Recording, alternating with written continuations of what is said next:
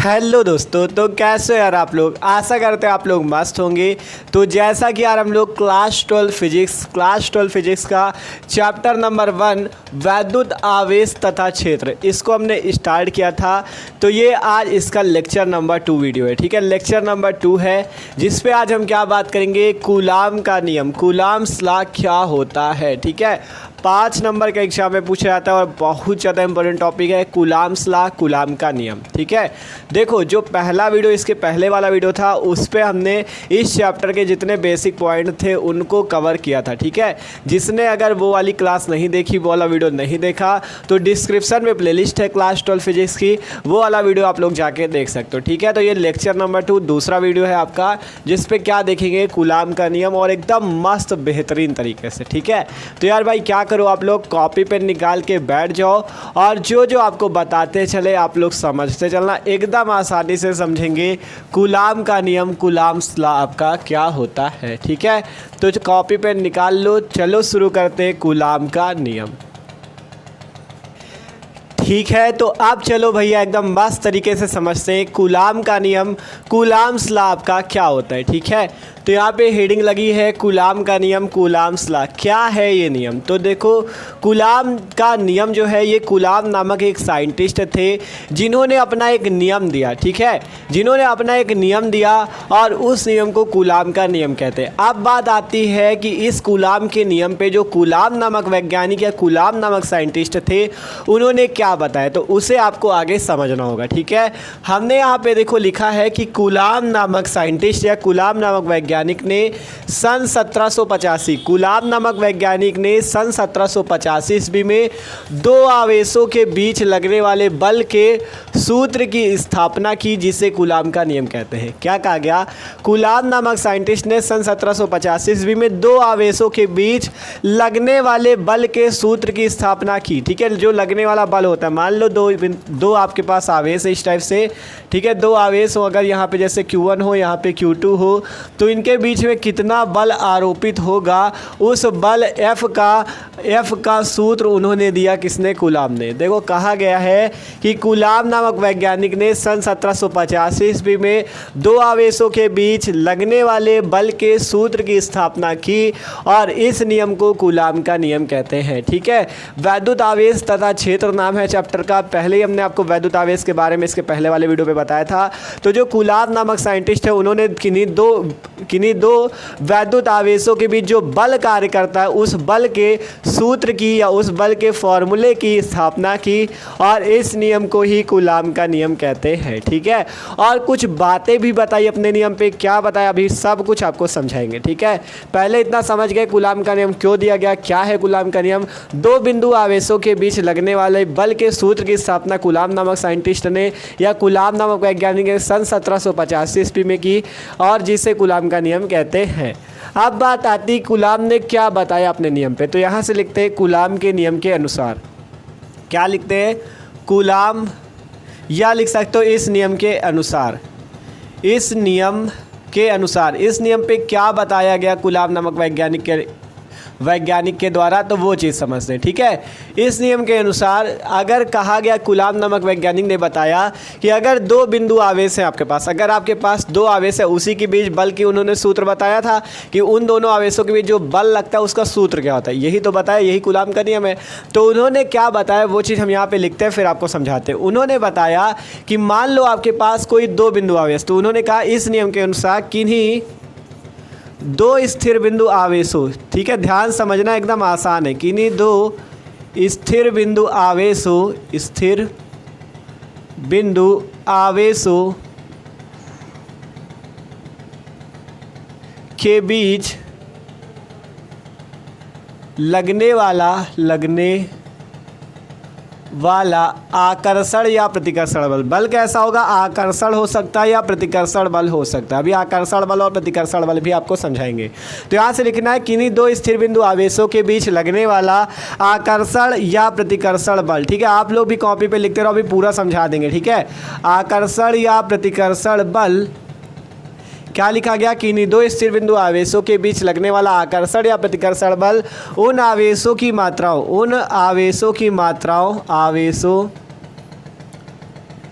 की मात्राओं आवेशों की मात्राओं के गुणनफल के अनुक्रमानुपाती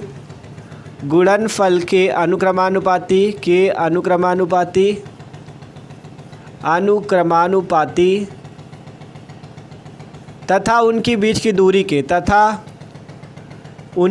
दूरी मतलब आवेशों के बीच की कुछ दूरी भी तो होगी, तब तो उसके बीच बल निकालोगे। तो लिखा गया तथा उनके बीच की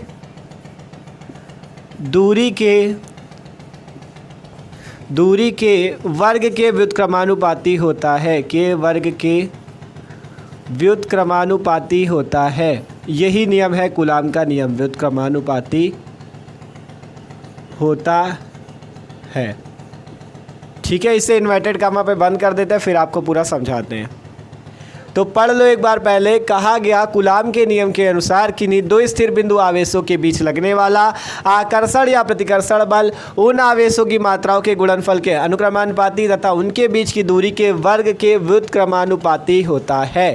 तो देखो अभी पूरा एक एक पॉइंट आपको समझा देंगे क्या है इस पे। सबसे पहले ये बताओ, कूलाम के नियम पे आपने ऊपर वाली लाइन तो समझ ली थी कि सन 1785 ईस्वी में कूलाम नामक साइंटिस्ट ने दो आवेशों के बीच लगने वाले बल के सूत्र की स्थापना की, जिसे कूलाम का नियम कहते हैं। अब लिखा गया इस नियम के अनुसार किन्हीं दो बिंदु आवेशों, मान लो, अब यहाँ पे ध्यान समझना, यहाँ पर मानते हैं कि आपके पास दो बिंदु आवेश है। ठीक है, मान लो ये आपका पहला एक स्थित बिंदु है, ये वाला एक बिंदु यहाँ पे है ये। ठीक है, माना हमने क्या कि दो बिंदु आवेश है, मतलब दो बिंदु है ए और बी। मान लो दो बिंदु आपके पास है ए और बी, जिन पे एक आवेश यहाँ पे मान लो Q1 स्थित है, एक यहाँ पे आवेश Q2 स्थित है। ध्यान समझना, दो बिंदु माने एक ए माना एक बी माना। ए बिंदु पे मान लो Q1 आवेश स्थित है, बी बिंदु पे मान लो Q2 आवेश स्थित है। अब बात आती है इसके बीच की कुछ दूरी होगी ए और बी के। ठीक है, ए और बी के बीच की कुछ दूरी होगी, मान लो इस दूरी को हम लोग R मान लें। ए और बी के बीच की दूरी को क्या कहते हैं हम लोग, स्मॉल आर। ठीक है, ए और बी के बीच की दूरी क्या है, स्मॉल आर। और यहाँ पे जो बल लगेगा वो होगा एफ। इन दोनों आवेशों के बीच में कैसा बल लगेगा वो अभी आपको बताएंगे। आप कह सकते हो सीधा सीधा कूलाम बल लगेगा। ठीक है, इसके बीच में क्या लगेगा, बल लगेगा एफ, जिसे कूलाम बल कहते हैं। और जैसे हमने यहाँ पे देखोगे कहा था आकर्षण या प्रतिकर्षण बल। अब आपको यहाँ कैसे पता चलेगा कि आकर्षण बल लगेगा कि प्रतिकर्षण बल लगेगा। देखो, जो इसके पहले वाला वीडियो था हमने उस पर आपको समझाया था आकर्षण क्या होता है, प्रतिकर्षण क्या होता है, आकर्षण बल क्या होता है, प्रतिकर्षण बल क्या होता है। ठीक है, ये सब बेसिक हमने वहाँ पे पढ़ा दिया था आपको। जिन्होंने नहीं पढ़ा वो यहाँ भी समझ लो, इसीलिए कह रहे भाई पहले वाला वीडियो देखोगे तो आपको और ज़्यादा मजा आएगी पढ़ने में। ठीक है, तो सिंपल अगर बात करें आकर्षण बल की, आकर्षण बल क्या होता है, ठीक है, और प्रतिकर्षण बल क्या होता है। प्रतिकर्षण बल और आकर्षण बल कब लगेगा, ठीक है, आकर्षण बल कब लगेगा, प्रतिकर्षण बल कब लगेगा। तो देखो, जब ये आकर्षण बल और प्रतिकर्षण बल जानते हो, ये आपका आवेशों के चिन्ह पर डिपेंड करेगा। हमने आपको बताया था आवेश दो प्रकार का होता है। ठीक है, पहला धनात्मक आवेश प्लस चार्ज वाला आवेश और दूसरा निगेटिव चार्ज वाला अर्थात माइनस वाला आवेश। ठीक है, अब मान लो अगर दोनों आवेश, ठीक है, अगर आपके दोनों आवेश क्या हो, एक आवेश प्लस हो एक आवेश माइनस हो, या एक आवेश माइनस हो दूसरा आवेश प्लस हो, तब आपका आकर्षण बल लगेगा। ध्यान से समझो, अगर आवेश मान लो एक आवेश प्लस है एक आवेश माइनस है, या एक आवेश माइनस है दूसरा प्लस है, तो उसके बीच में आकर्षण बल लगेगा। हमने आपको आकर्षण बल पे परिभाषा बताई थी क्या, कि जो विपरीत प्रकार के आवेश होते हैं वो आपका क्या करते हैं, एक दूसरे को आकर्षित करते हैं और इनके बीच जो बल लगता है वो आकर्षण बल लगता है। देखो, विपरीत प्रकार के आवेश का मतलब एक आवेश प्लस होना चाहिए दूसरा आवेश माइनस, या एक आवेश माइनस होना चाहिए दूसरा आवेश प्लस। तो प्लस और माइनस आवेश या माइनस और प्लस आवेश एक दूसरे को आकर्षित करते हैं। आकर्षित का मतलब अपनी ओर खींचते हैं। ठीक है, प्लस आवेश होगा एक माइनस आवेश होगा तो अपनी ओर खींचेगा और उसे कहेंगे आकर्षण का गुण। और आकर्षण का गुण जहाँ पे होगा वहाँ पे जो बल लगेगा वो होगा आकर्षण बल। अब यहाँ पे अगर मान लो Q1 को हम प्लस Q1 कर दें और Q2 को माइनस Q2 कर दें, तो बताओ यहाँ पे कौन सा बल लगेगा, आप लोग खुद बताओ। ये आपका ये आपका प्लस Q1 है, वो माइनस Q2 है, तो बताओ कौन सा बल लगेगा? आप तुरंत बता दोगे आकर्षण बल लगेगा। क्यों? क्योंकि आप देख रहे हो एक आवेश प्लस है, दूसरा आवेश माइनस, मतलब जब प्लस और माइनस होंगे तो इनके बीच में आकर्षण का गुण होगा और यहाँ पे जो बल कार्य करेगा वो आकर्षण बल होगा। अब बात आती प्रतिकर्षण बल की। तो प्रतिकर्षण बल तब होता है जब दोनों आवेश समान होते हैं। मान लो प्लस और प्लस आवेश हो या माइनस और माइनस आवेश हो, तब आपका प्रतिकर्षण होता है। प्रतिकर्षण का मतलब, मान लो एक यहाँ पे हमने आपका क्या रखा, प्लस Q आवेश, यहाँ पे भी प्लस वाला आवेश रख दो, तो प्लस और प्लस क्या करेंगे, एक दूसरे को अपने पास कभी भी आने नहीं देंगे, हमेशा उसका प्रतिकर्षण करेंगे, हमेशा उसको अपने से दूर भेजेंगे। ठीक है, तो प्रतिकर्षण कब होगा? जब आपका मान लो प्लस प्लस आवेश एक साथ आ जाए तो वो प्रतिकर्षण दिखाएंगे, या माइनस माइनस आवेश भी एक साथ आ जाए तब भी प्रतिकर्षण होगा, और उनके बीच जो बल लगेगा वो प्रतिकर्षण बल। मान लो यहाँ पे एक आवेश माइनस Q1 है, दूसरा भी माइनस Q2 है, तब कौन सा बल लगेगा बताओ? जब माइनस और माइनस आवेश दोनों आ जाएंगे तब आपका प्रतिकर्षण बल लगेगा। अब मान लो यहाँ पे भी प्लस आवेश हो, यहाँ पे भी प्लस आवेश हो, तो जब प्लस और प्लस आ जाएंगे तो प्रतिकर्षण बल लगेगा। ठीक है, कहने का अर्थ ये है भैया कि अगर समान प्रकार के आवेश आ जाए, जैसे प्लस प्लस या माइनस माइनस, तो वो क्या करेंगे, एक दूसरे को प्रतिकर्षित करेंगे और उनके बीच में जो बल लगेगा प्रतिकर्षण बल होगा। आकर्षण बल कब लगेगा? मान लो एक आवेश प्लस है, एक आवेश माइनस, या एक आवेश माइनस एक प्लस, जब विपरीत प्रकार के आवेश होंगे तब उनके बीच में आकर्षण बल लगेगा। जब मान लो विपरीत प्रकार के आवेश तो आकर्षण बल, समान प्रकार के आवेश तो प्रतिकर्षण बल। तो आकर्षण बल और प्रतिकर्षण बल समझ गए होगे। ठीक है, तो ये सिंपल सी बात थी आकर्षण बल और प्रतिकर्षण बल की। आप देखो आगे समझो, कहा गया था किन्हीं दो स्थिर बिंदु आवेश हो, तो हमने दो स्थिर बिंदु आवेश बना लिया। पहला एक बिंदु है A, दूसरा एक बिंदु है B, और कहा गया किन्हीं दो स्थिर बिंदु आवेशों के बीच जो लगने वाला आकर्षण या प्रतिकर्षण बल, पता चला ना आकर्षण बल कब लगेगा और प्रतिकर्षण कब लगेगा? इनके चिन्ह पर डिपेंड करेगा कि Q1 का चिन्ह कैसा है और Q2 का चिन्ह कैसा है। ठीक है, चिन्ह पे डिपेंड करेगा। तो कहा गया आकर्षण या प्रतिकर्षण बल उन आवेशों की मात्राओं, पहला आवेश की मात्रा Q1, दूसरे आवेश की मात्रा Q2, ठीक है, उन आवेशों की मात्राओं के गुणनफल, मतलब Q1 और Q2 का गुणनफल के अनुक्रमानुपाती तथा उनके बीच की दूरी के वर्ग के व्युत्क्रमानुपाती होता है। जो बीच की दूरी है इसके वर्ग के व्युत्क्रमानुपाती होता है। ये कूलाम का नियम है। अभी पूरा समझाएंगे।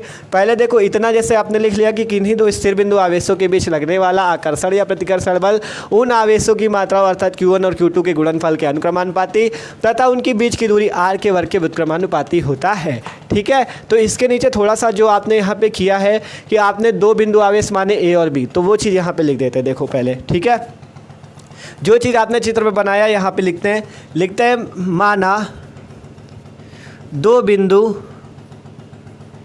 A व B है। ठीक है, सबसे पहले लिखा गया माना दो बिंदु A व B है। जो चीज़ आपने चित्र में बनाया वही चीज़ लिख दो। ठीक है, जो चीज़ बनाया वही लिखो माना दो बिंदु A व B है जिसके A सिरे पर Q1 आवेश Q1 तथा B सिरे पर Q2 आवेश स्थित है तथा B सिरे पर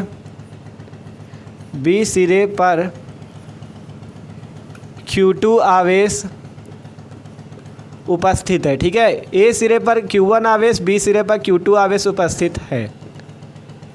ठीक है, इतनी बात समझ में आई। माना दो बिंदु A व B हैं, ठीक है, माना दो बिंदु A व B है, स्थिर बिंदु है। ठीक है, कहा गया ना स्थिर बिंदु होने चाहिए, तो लिख सकते हो माना दो स्थिर बिंदु A व B है जिसके A सिरे पर Q1 आवेश तथा B सिरे पर Q2 आवेश उपस्थित है। आप लिखते हैं माना इनके बीच की दूरी, माना इनके बीच की दूरी या आवेशों के बीच की दूरी, इनके बीच की दूरी कितनी है? R है। माना इनके बीच की दूरी कितनी है? स्मॉल r है। तब दोनों के बीच में लगने वाला आकर्षण या प्रतिकर्षण बल या कूलाम बल, ठीक है, दोनों के बीच लगने वाला आकर्षण या प्रतिकर्षण बल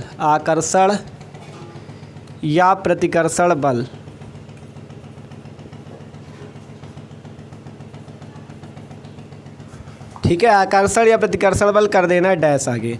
सिंपल देखो हमने क्या लिखा है, फिर से समझ लो पूरी बात। हमने लिखा माना दो बिंदु ए और बी हैं जिसके ए सिरे पर Q1 और बी सिरे पर Q2 आवेश है और माना इसके बीच की दूरी स्मॉल r है, तब दोनों के बीच लगने वाला आकर्षण या प्रतिकर्षण बल। आकर्षण बल आपको पता है कब लगेगा और प्रतिकर्षण बल भी पता है कब लगेगा। ठीक है, जब समान प्रकार के आवेश होंगे जैसे प्लस प्लस या माइनस माइनस तो प्रतिकर्षण बल लगेगा, जब विपरीत प्रकार के आवेश होंगे जैसे एक प्लस और एक माइनस तो आकर्षण बल लगेगा। ठीक है, तो अब कूलाम के नियम के अनुसार क्या होगा यहाँ पर से वो लिखते हैं हम। ठीक है, कूलाम के नियम के अनुसार आपको क्या बताया गया, किन्हीं दो स्थिर बिंदु आवेशों के बीच लगने वाला आकर्षण या प्रतिकर्षण बल जिसे हम मानते हैं एफ के इक्वल। ठीक है, आकर्षण या प्रतिकर्षण बल को एफ के इक्वल मानते हैं। ये बल जो होगा उन आवेशों की मात्राओं के गुणनफल। देखो पहला आवेश की मात्रा है Q1, दूसरे आवेश की मात्रा है Q2 और इनका क्या कह रहा है, गुणनफल मतलब गुणा, तो Q1 इंटू Q2। ठीक है, यही कहा गया देखो कि लगने वाला आकर्षण या प्रतिकर्षण बल उन आवेशों की मात्राओं के गुणनफल मतलब Q1 और Q2 का गुणनफल के अनुक्रमानुपाती। अनुक्रमानुपाती का हो या समानुपाती का हो, इसका चिन्ह होता है इस टाइप से। ठीक है, जो बल होता है वो क्या होता है, Q1 और Q2 के गुणनफल के अनुक्रमानुपाती होता है। इसे मान लो समीकरण नंबर 1। ध्यान से देख लो, ये बल है आकर्षण या प्रतिकर्षण बल जो लग रहा है, ये Q1 पहले आवेश की मात्रा, Q2 दूसरे आवेश की मात्रा। तो कहा गया था उन आवेशों की मात्राओं के गुणनफल के अनुक्रमानुपाती मतलब पहले आवेश की मात्रा Q1 दूसरे आवेश की Q2, दोनों का गुणनफल कर दिया, ये अनुक्रमानुपाती का चिन्ह लग गया। तथा आगे कहा गया तथा उनकी बीच की दूरी के वर्ग के, उनकी बीच की तो दूरी कितनी है r, इसका वर्ग करना है और इसके वर्ग के कितना है, व्युत्क्रमानुपाती। पहले कहा गया था अनुक्रमानुपाती, अब की बार है व्युत्क्रमानुपाती। तो अनुक्रमानुपाती में इस टाइप से बराबर पे लिखते हैं, लेकिन जब व्युत्क्रमानुपाती का है तो 1 के बटे में लिखते हैं और ऐसे ही वाला चिन्ह लगा देते हैं। ठीक है, ध्यान से देख लो क्या कह रहे हैं। पहले कहा गया था कि जो लगने वाला आकर्षण या प्रतिकर्षण बल F होता है वो उन आवेशों की मात्राओं Q1 और Q2 के गुणनफल का मतलब गुणा का चिन्ह Q1 इंटू Q2 के अनुक्रमानुपाती, तो इस टाइप से चिन्ह लग गया। और फिर कहा गया तथा उनकी बीच की दूरी r के वर्ग। ठीक है, कहा गया उनकी बीच की दूरी r के वर्ग करना है तो r का स्क्वायर कर दो। ठीक है, कहा गया ना उनकी बीच की दूरी कितनी है r, तो r का आपको क्या कर देना है, वर्ग कर देना है, तो हमने कर दिया r स्क्वायर के वर्ग के क्या होता है, व्युत्क्रमानुपाती होता है। जब अनुक्रमानुपाती का है तो 1 के बटे में ना लिखो, लेकिन जब व्युत्क्रमानुपाती का है तो 1 बटे में लिखो। ठीक है, 1 बटे r स्क्वायर, इसे मान लो समीकरण नंबर 2। आशा करते इतना सबको समझ में आ गया है। ठीक है, अनुक्रमानुपाती में क्या करना है, कहा गया था आवेशों गुणनफल के अनुक्रमानुपाती, तो एफ अनुक्रमानुपाती Q1 इंटू Q2। और फिर जब व्युत्क्रमानुपाती का कहा गया आपका जो बीच की दूरी है, दोनों आवेशों के बीच की जो दूरी r है उसके वर्ग करना था, तो हमने वर्ग कर दिया, r स्क्वायर हो गया, r की जगह क्या हो गया, r स्क्वायर। अब इसके वर्ग के क्या होगा, व्युत्क्रमानुपाती मतलब 1 के बटे में लिख देना है। ठीक है, तो एफ व्युत्क्रमानुपाती का चिन्ह और 1 बटा r स्क्वायर। ठीक है, 1 बटे में इसीलिए लिखा गया क्योंकि आपसे कहा गया था व्युत्क्रमानुपाती। अनुक्रमानुपाती का है तो 1 के बटे में न लिखो, व्युत्क्रमानुपाती का है तो लिख दो। ठीक है, अब इसके आगे करते, देखो इसे समीकरण 1 मान लिया था, इसे समीकरण 2। अब नीचे से लिखते हैं समीकरण 1 व 2 से, समीकरण 1 व 2 से। ठीक है, अब जब हम लोग समीकरण 1 और 2 को संतुलित करेंगे तो देख सकते हो इधर साइड भी f है, इधर साइड भी f, तो आपको f को एक ही बार लिख देना है। फिर ये वाला चिन्ह लगाना है अनुक्रमानुपाती का, इधर साइड देख रहे हो Q1 Q2 है और इधर 1 बटा r स्क्वायर, तो Q1 Q2 इंटू 1 बटा r स्क्वायर आपको कर देना है। ठीक है, इस टाइप से देख लो, f दोनों में था f। ठीक है, यहाँ पे भी f है, यहाँ पे भी f है, तो एक बार लिख दिया f अनुक्रमानुपाती का चिन्ह, ये वाला Q1 Q2 और इंटू में 1/r स्क्वायर। ये आप सीधा इसे लिख सकते हो Q1 Q2 अपॉन में r स्क्वायर। ध्यान से देख लो कैसे किया है। ठीक है, सिंपल f दोनों में था तो 1 में लिख दिया समीकरण 1 व 2 से, एक बार f लिखा, अनुक्रमानुपाती का चिन्ह, यहाँ पे Q1 Q2 था और यहाँ पे 1 बटा r स्क्वायर, तो Q1 Q2 इंटू 1 बटा r स्क्वायर आएगा, मतलब Q1 Q2 का गुणा हो जाएगा 1 बटा r स्क्वायर, तो यहाँ से लिख सकते हो Q1 Q2 बटा r स्क्वायर। ठीक है, इतना आ गया f अनुक्रमानुपाती Q1 Q2 बटा r स्क्वायर। ठीक है, अब जब ये अनुक्रमानुपाती का चिन्ह हटेगा तो एक नीतांक आएगा। ठीक है, तो यहाँ पर से हो जाएगा f, अनुक्रमानुपाती का चिन्ह हटेगा, बराबर का चिन्ह लगेगा और यहाँ पे एक नीतांक आएगा k। ठीक है, एक नीतांक आएगा k और फिर आगे क्या हो जाएगा, वही चीज़ Q1 Q2 बटा r स्क्वायर, Q1 Q2 बटा r स्क्वायर। यहाँ से लिख सकते हो जहाँ k एक नीतांक है, जहाँ k एक कांस्टेंट है, k एक नियतांक है। ठीक है, जहाँ k क्या है, एक नियतांक है जिसका कुछ मान भी होता है, जिसका मान k equal to 1/4 pi epsilon nought, ठीक है, जिसका मान क्या होता है 1/4 पाई एप्सिलॉन नॉट, और यहाँ पे एक स्मॉल के होता है जिसे परावैद्युतांक कहते हैं, ठीक है। ये वाला के जो कैपिटल वाला आया है ये एक नियतांक है और इसका मान होता है k equal to 1/4 pi epsilon nought small के जो होता है परावैद्युतांक होता है। तो इस कैपिटल के की जगह आप ये लिख सकते हो। तो यहाँ से क्या लिखेंगे हम लोग, f इक्वल टू 1/4, इसकी वैल्यू लिख दो 1/4 पाई, और ये देखना ये जो बना है ना, ये देखो ये इसे एप्सिलॉन नॉट कहते हैं, ठीक है। ये जो बना है इसे बोलते हैं एप्सिलॉन नॉट, इस टाइप से बनाया जाता है। ध्यान से देख लो, ये क्या है आपका एप्सिलॉन नॉट है, ठीक है। तो यहाँ पर से क्या होगा, के की जगह 1/4 पाई एप्सिलॉन नॉट, और आगे स्मॉल के हो जाएगा, ये स्मॉल के क्या है परावैद्युतांक है, ठीक है। और आगे Q1 Q2 बटा R स्क्वायर, Q1 Q2 बटा R स्क्वायर, यही है कूलाम का नियम, यही है कूलाम का नियम। और बल का मात्रक होता है न्यूटन, तो न्यूटन मात्रक लिख सकते हो, ठीक है। ये आपका क्या है भैया, ठीक है, ये आपका क्या है कूलाम के नियम का सूत्र, कूलाम के नियम के द्वारा जो बल का सूत्र आता है F का, वो सूत्र है ये, ठीक है। ठीक है, तो एक बार फिर से यहाँ पे देख सकते हो, पहले F अनुक्रमानुपाती Q1 Q2 आया था और R जो था R का वर्ग करना था और उसका व्युत्क्रमानुपाती करना था। तो F यहाँ पे ये चिन्ह लगा अनुक्रमानुपाती वाला, 1/R स्क्वायर लिख दिया, क्योंकि व्युत्क्रमानुपाती का था इसलिए 1 के बटे में लिखा गया। इसे मान लिया समीकरण 2, उसे मान लिया समीकरण 1, लिखा समीकरण 1 व 2 से, तो दोनों में F था तो F को एक ही बार कर लिया, फिर ये अनुक्रमानुपाती वाला चिन्ह यहाँ से Q1 Q2 और यहाँ पे 1/R स्क्वायर है ना, तो इसे लिख दिया गया Q1 Q2 बटा R स्क्वायर। अब ये अनुक्रमानुपाती का चिन्ह हटेगा तो बराबर का चिन्ह आ जाएगा और k आएगा एक नियतांक, ठीक है। तो F बराबर k Q1 Q2 बटा R स्क्वायर, जहाँ k एक नियतांक है जिसका मान k बराबर 1/4 pi epsilon nought small k होता है, ठीक है।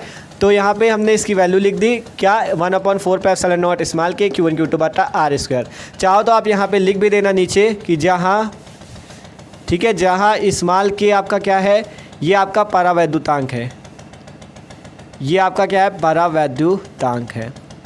और इस परावैद्युतांक की भी कुछ वैल्यू होती है, निर्वात के लिए अलग होती है और कोई माध्यम है तो उसके लिए भी अलग होती है।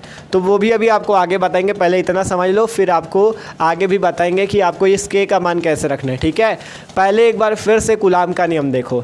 कूलाम का नियम क्या था, कूलाम्स लॉ क्या था, हमने आपसे कहा था कूलाम नामक एक साइंटिस्ट थे जिन्होंने कितनी ईस्वी में 1785, कूलाम नामक वैज्ञानिक ने सन 1785 ईस्वी में दो आवेशों के बीच लगने वाले बल के सूत्र की स्थापना की, जिसे कूलाम का नियम कूलाम्स लॉ कहते हैं।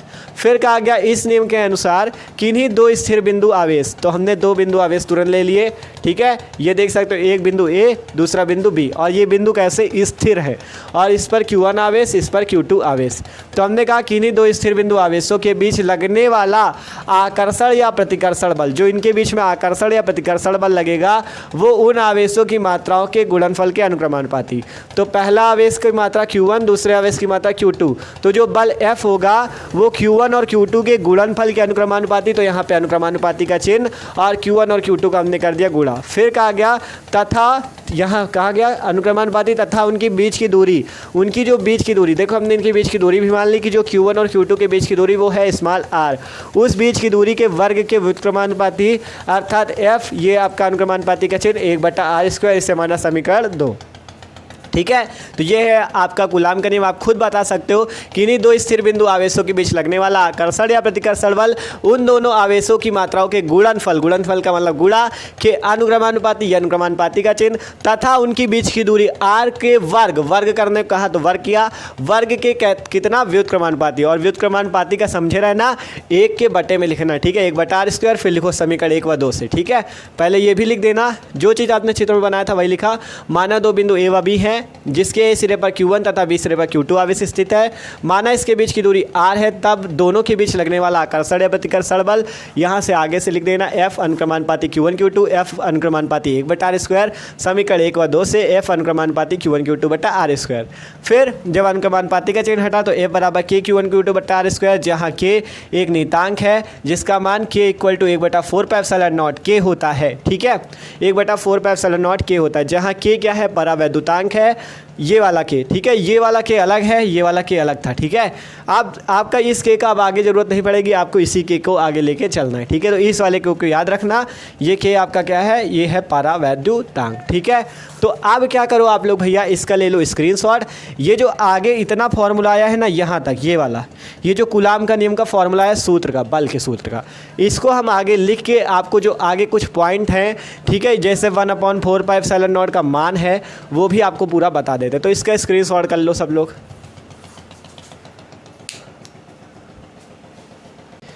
ठीक है, तो सिंपल जो आपका कूलाम का नियम आया था वो आया था F = 1/4πε0 के Q1 Q2 बटा r², जहाँ के आपका है परावैद्युतांक। के को क्या कहते हैं, माध्यम का परावैद्युतांक, ठीक है।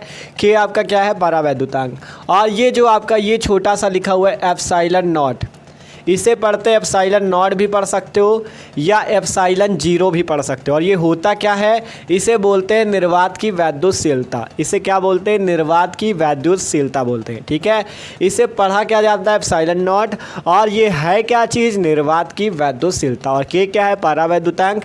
एफ क्या है, कूलाम का बल है, आकर्षण या प्रतिकर्षण बल। Q1 Q2 आवेश की मात्रा, आर क्या है, बीच की दूरी, ठीक है। तो ये सिंपल सा फॉर्मूला आया था। अभी आपको देखो एक चीज़ और इम्पॉर्टेंट है इसका, कि ε0 का मान आपसे एग्जाम में कभी कभी ε0 का मान भी पूछ लेता है। तो अभी आपको यहाँ पे हम ε0 का मान निकालना भी बताएंगे कि ε0 का मान कैसे निकाला जाता है, ठीक है। ε0 का मान, क्योंकि वो बहुत ज़्यादा इंपॉर्टेंट है, इसलिए आपको वो भी सीखना होगा, ठीक है। तो ε0 का मान भी अभी बताएंगे, पहले इतना समझो आगे। आप देखो यहाँ पे आपने इतना देखा कि के है परावैद्युतांक। अब इसके आगे कहानी समझो। देखो इसके परावैद्युतांक का मान आपका क्या होगा, ठीक है। देखो F = 1/4πε0 के है, इस के का मान क्या हो सकता है। तो देखो यदि वायु या निर्वात होता है, ठीक है, यदि मान लो वायु में कोई आपका, जैसे आपका जो आवेश था वायु या निर्वात में है, ठीक है, तो आपका यदि वायु या निर्वात में हो तो के का जो मान होगा वो 1 होगा, ठीक है। यदि आपका वायु या निर्वात में आपका जो आपका माध्यम पूरा मतलब जो सिस्टम था, जो आवेश से दोनों, यदि वो वायु या निर्वात में होते हैं तो इसके परावैद्युतांक का मान 1 होगा। और यदि अन्य किसी माध्यम में, जैसे कांच आंच में हो, ठीक है, जैसे कांच आंच में हो, और यदि अन्य किसी माध्यम में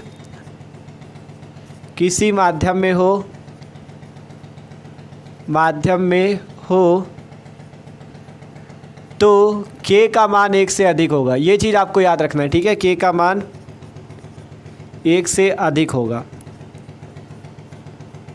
1 से अधिक होगा, ठीक है। क्या कह रहे हैं हम आपसे, मान लो आपसे जो कूलाम का नियम है इससे मान लो कोई आपको न्यूमेरिकल दिया जाए, एक सवाल दिया जाए।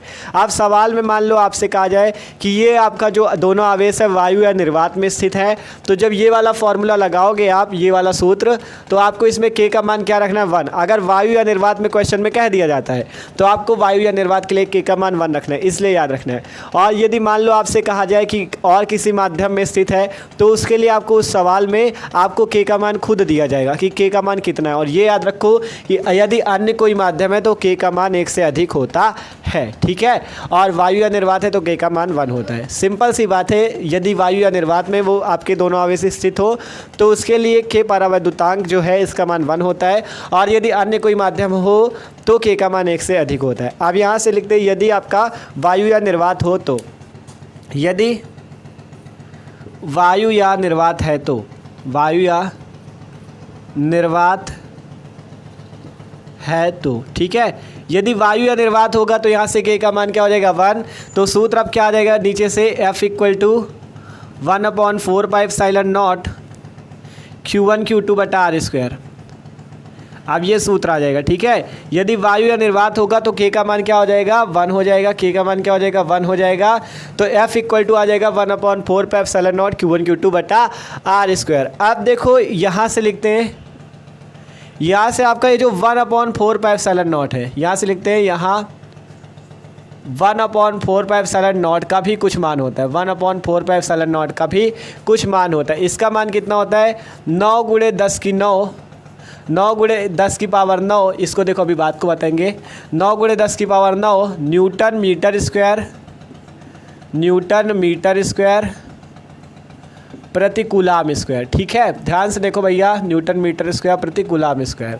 सिंपल सी बात है, अगर आपको 1/4πε0 जो है इसका भी कुछ मान होता है, इसका मान होता है 9 गुणे 10 की पावर 9 न्यूटन मीटर स्क्वायर प्रति कूलाम स्क्वायर। ठीक है, कभी कभी आपसे बहुविकल्पी प्रश्न पूछ लिया जाता है, मान लो पूछ लिया जाए कि 1/4πε0 का मात्रक बताओ, तो मात्रक याद होना चाहिए न्यूटन मीटर स्क्वायर प्रति कूलाम स्क्वायर। ठीक है, और कभी कभी एप्सिलॉन नॉट का भी मात्रक पूछता है, तो एप्सिलॉन नॉट का तो मात्रक अभी आपको बताएंगे जब उसका मान निकलेंगे एप्सिलॉन नॉट का मान। ठीक है, तो सिंपल ये याद रखना है 1/4πε0 का जो मान होता है 9 गुणे 10 की पावर 9 न्यूटन मीटर स्क्वायर प्रति कूलाम स्क्वायर होता है। ठीक है, तो इसकी जगह आप ये रख सकते हो, F इक्वल टू हो जाएगा यहाँ पर से F इक्वल टू 1/4πε0 की जगह ये रख देते हैं 9 गुणे 10 की पावर 9, और आगे क्या है Q1 Q2 बटा आर स्क्वायर, और ये आपका कोष्टक बंद। ये भी आपका कूलाम का नियम ही है। ठीक है, ये आपका बस आपने क्या किया 1/4πε0 की जगह 9 गुणे 10 की पावर 9 रख दिया।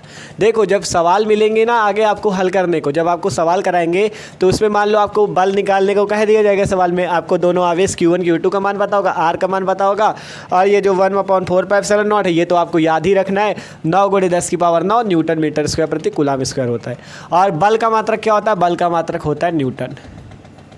बल का क्या मात्रक होता है, न्यूटन। तो ये आपका पूरा फॉर्मूला आ जाता है, बस इतने तक ही है। अब आपको थोड़ा एप्सिलॉन नॉट का मान निकालना भी बता देंगे। अभी पहले इतना देखा था, इतने तक सूत्र आया था, के परावैद्युतांक था, एप्सिलॉन नॉट निर्वात की वैद्युशीलता, और यदि वायु निर्वात हो तो के बराबर 1, और यदि अन्य कोई माध्यम है तो के का मान 1 से अधिक। अब यदि वायु निर्वात है तो के का मान 1 होगा, तो यहाँ पर आपको के की जगह क्या रख देना 1, तो F इक्वल टू 1/4πε0, इस के की जगह 1 रखोगे तो सिंपल इसकी जगह 1 हो जाएगा, और आगे Q1 Q2 बटा आर स्क्वायर। अब यहाँ पे 1/4πε0 बराबर होता है 9 गुणे 10 की 9 न्यूटन मीटर स्क्वायर प्रति कूलाम स्क्वायर। तो यहाँ से F बराबर इसकी जगह हमने क्या रख दिया 9 गुणे 10 की 9 Q1 Q2 बटा आर स्क्वायर न्यूटन। यही कूलाम का नियम है। ठीक है, लिख देना चाहे तो यही कूलाम का नियम के लिए बल का सूत्र है। ठीक है, यही कूलाम के नियम के लिए बल का सूत्र है। अब एक इम्पॉर्टेंट टॉपिक और बचता है, एप्सिलॉन नॉट का मान निकालना। एप्सिलॉन नॉट का मान निकालना ये भी सीख लो यार, क्योंकि बहुत ज़्यादा इंपॉर्टेंट है। इसकी वैल्यू आपसे बहुविकल्पी पे भी पूछ लेता है, ये एप्सिलॉन नॉट का मान बताओ, ये एप्सिलॉन नॉट का मात्रक बताओ, तो ये बहुत ज़्यादा इंपॉर्टेंट है। ठीक है, तो आपको ये ज़रूर पता होना चाहिए। तो देखो एप्सिलॉन नॉट का मान कैसे निकाला जाता है, यही बात आती है आपके मन में आ रहा होगा, कैसे हम इसका मान निकालेंगे। तो कुछ नहीं करना, बस ये जो वैल्यू है ना, ये जो वैल्यू ऊपर लिख रखी है कि 1/4πε0 बराबर 9 गुणे 10 की पावर 9 न्यूटन मीटर स्क्वायर प्रति कूलाम स्क्वायर, इसी को याद रखना, और इसी से आप एप्सिलॉन नॉट का मान भी निकाल लोगे, न्यूटन मीटर स्क्वायर प्रति कूलाम स्क्वायर। इसी से आप एप्सिलॉन नॉट का भी मान निकाल लोगे। आप देखो करना क्या है, ये जो 1/4πε0 लिखा है ना, इसे उल्टा कर दो, इसे लिख दो 4πε0, मतलब दोनों पक्षों में उल्टा कर दो। 1 लिखा है, इस वाले पक्ष को उल्टा कर दोगे तो 1/9 गुणे 10 की 9। ध्यान से देखो हमने क्या किया है, एक एक बात को यार समझने का प्रयास करो भाई मेरे। देखो किया क्या है, सिंपल ये 1/4πε0 था, उधर था 9 गुणे 10 की 9, तो हमने क्या किया दोनों पक्षों को उल्टा कर दिया। इस 4πε0 को 1/4πε0 था, इसे उल्टा किया तो 4πε0 बटा 1 हो गया। ठीक है, और ये जो 9 गुणे 10 की पावर 9 था, इसे उल्टा किया तो 1/9 गुणे 10 की 9 हो गया। इतना समझ में आया कि नहीं सबको बताओ, इतना सबको समझ में आया कि नहीं, कैसे किया हमने ये। ठीक है, 1/4πε0 को 4πε0 कर दिया, 9 गुणे 10 की 9 को 1/9 गुणे 10 की 9 कर दिया। अब जब ये हो जाएगा तो इसका मात्रक भी उल्टा हो जाएगा। जब ये आपका 9 गुणे 10 की 9 1/, में आ गया तो इसका मात्रक भी उल्टा हो जाएगा। मात्रक हो जाएगा कूलाम स्क्वायर प्रति न्यूटन मीटर स्क्वायर, मात्रक भी उल्टा हो जाएगा न्यूटन मीटर स्क्वायर। जो अभी तक था 1/4πε0 का मात्रक 9 गुणे 10 की पावर 9 न्यूटन मीटर स्क्वायर प्रति कूलाम स्क्वायर, अब 4πε0 का मात्रक हो गया 1/9 गुणे 10 की 9 कूलाम स्क्वायर प्रति न्यूटन मीटर स्क्वायर।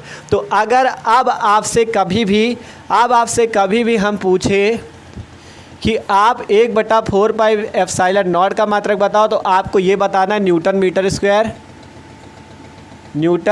स्क्वायर प्रति कूलाम स्क्वायर बताना। ठीक है, अगर 1/4πε0 का मात्रक पूछे तो क्या बताओगे, न्यूटन मीटर स्क्वायर प्रति कूलाम स्क्वायर।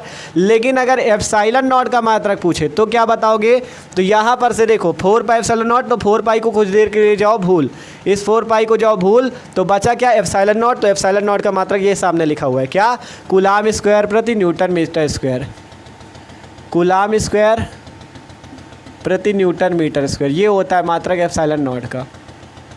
ठीक है, तो ये याद रखना, यहाँ पे क्या था 4πε0। ठीक है, तो ये चीज़ भैया आपको याद रखना है, यही चीज़ मेन है इसका जो हमने आपको बताया।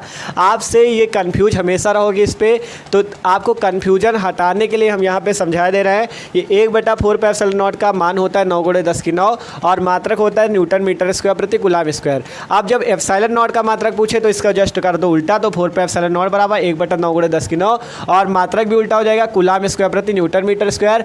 तो ε0 का मात्रक आ गया कूलाम स्क्वायर प्रति न्यूटन मीटर स्क्वायर और 1/4πε0 का न्यूटन मीटर स्क्वायर प्रति कूलाम स्क्वायर। अब मान निकालते हैं इसका जो निकालने आए हैं। ठीक है, आप देखो यहाँ पे क्या लिखा हुआ है 4πε0। हमें किसका मान निकालना है, ε0 का, तो ε0 को यहीं पे रोक लो और ये जो 4π यहाँ पे गुणे में, इसे नीचे भेज दो भाग में, तो 1/4π, ये 4π जो इधर गुणे में था इधर नीचे भाग में आ जाएगा, तो 4π और गुणे में 9 × 10⁹। देखो समझ में आ रहा है ना कैसे किया, ये 4π इधर गुणे में था नीचे चला गया भाग में, तो 1/4π गुणे 9 × 10⁹। अब आगे देखो ε0 बराबर 1/4π, पाई का मान सबको पता होना चाहिए, पाई का मान होता है 3.14। पाई का मान क्या होता है 3.14, मैथ वालों को सबको पता होगा, जिनको नहीं पता वो लोग समझ लो, पाई का मान 3.14 होता है। ठीक है, तो यहाँ पर से पाई का मान रखते 3.14 गुणे 10⁻9। ठीक है, अब इसे आगे सॉल्व करते हैं। देखो नीचे दिख रहा है कि नहीं आपको, देखे,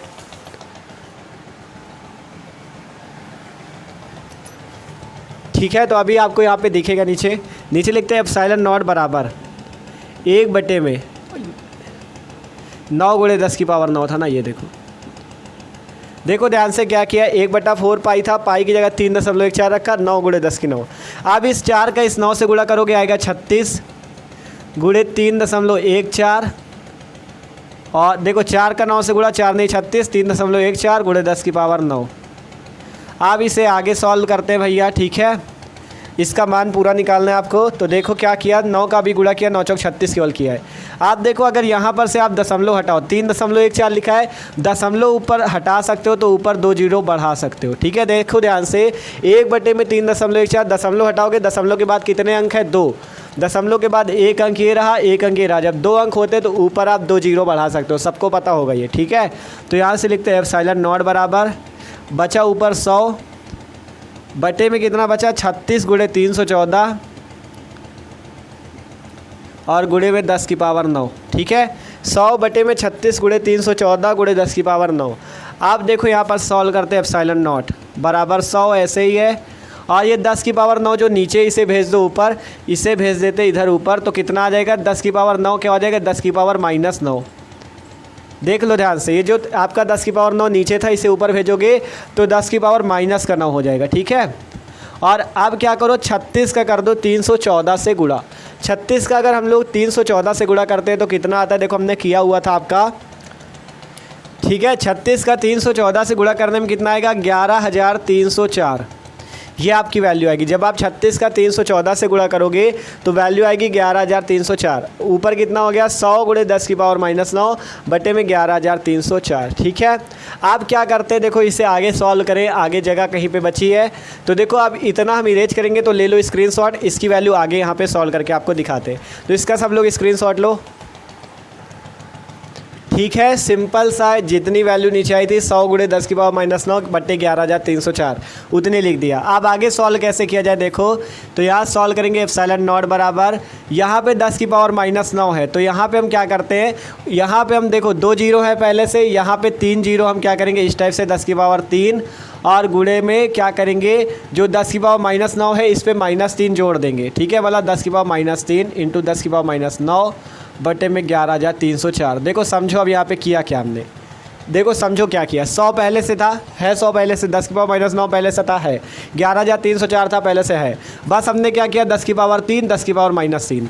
तो इससे क्या होगा, क्या आपकी वैल्यू बदल जाएगी। देखो 10 की पावर 3 है, 10 की पावर माइनस 3 अर्थात प्लस और माइनस का है तो वो तो वैसे भी कट जाना है ना यार।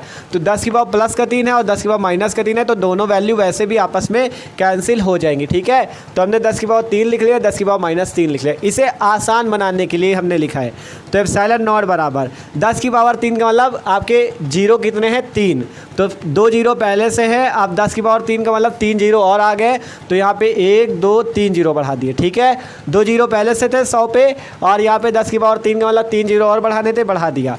आगे 10 की पावर माइनस 9 और 10 की पावर माइनस 3 अर्थात 10 की पावर माइनस 12 बटे में 11,304।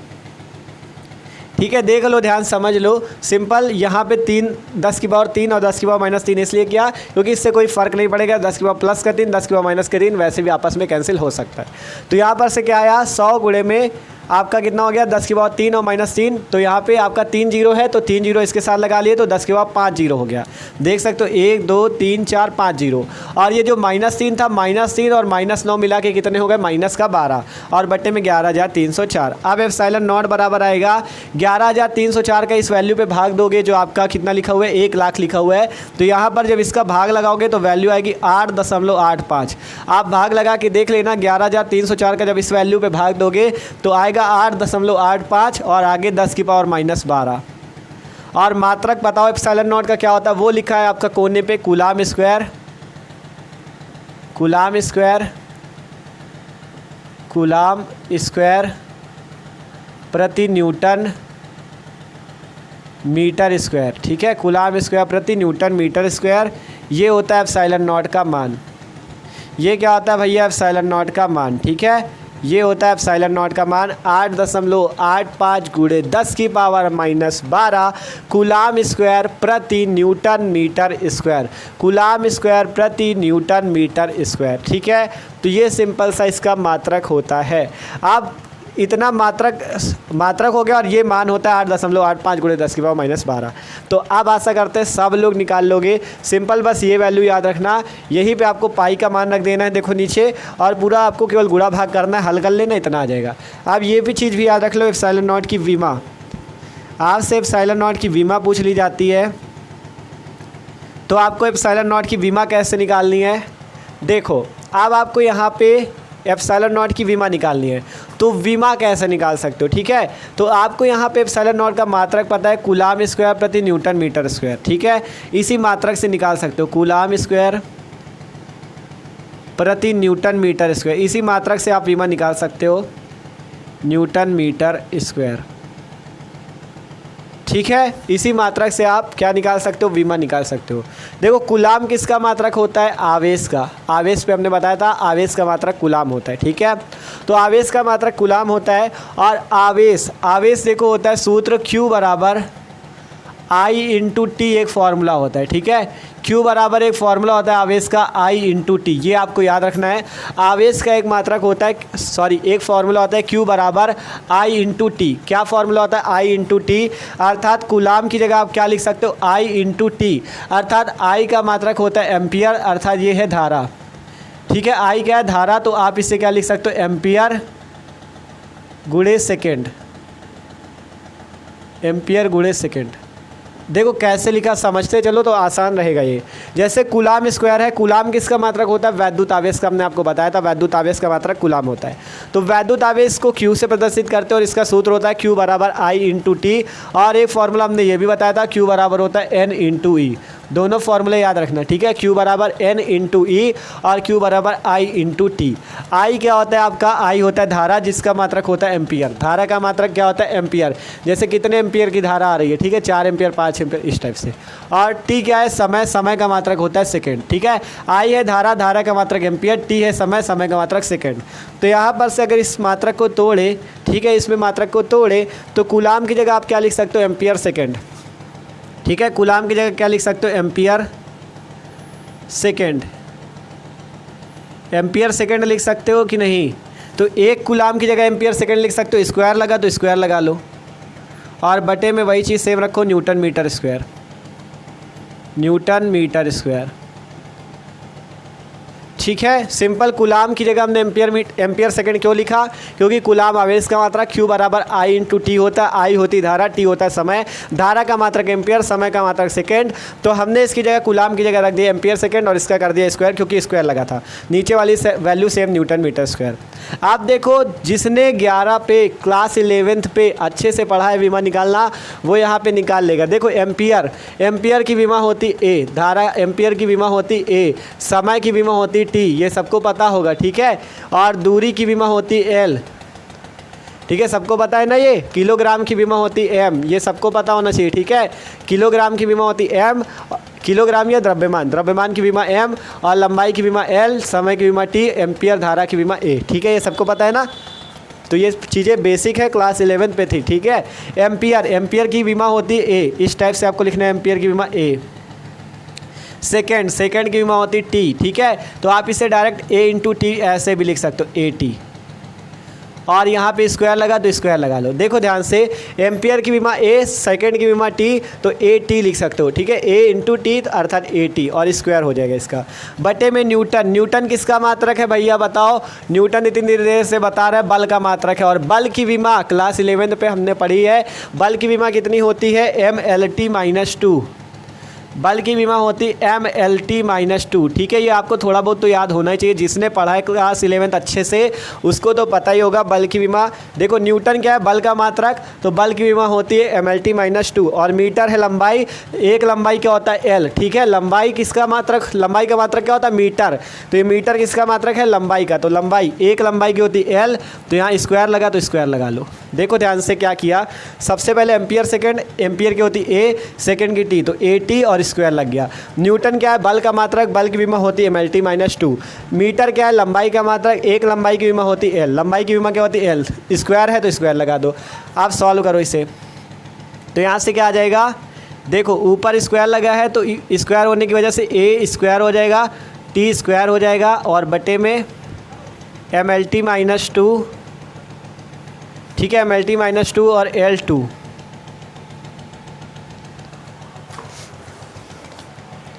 ठीक है, आप देखो दिख रहा होगा सबको, यहाँ पे स्क्वायर था तो ए स्क्वायर हो गया, टी स्क्वायर हो गया, बटे में क्या हुआ MLT-2 ऐसा ही है, और एल के साथ स्क्वायर था तो एल स्क्वायर भी हो गया।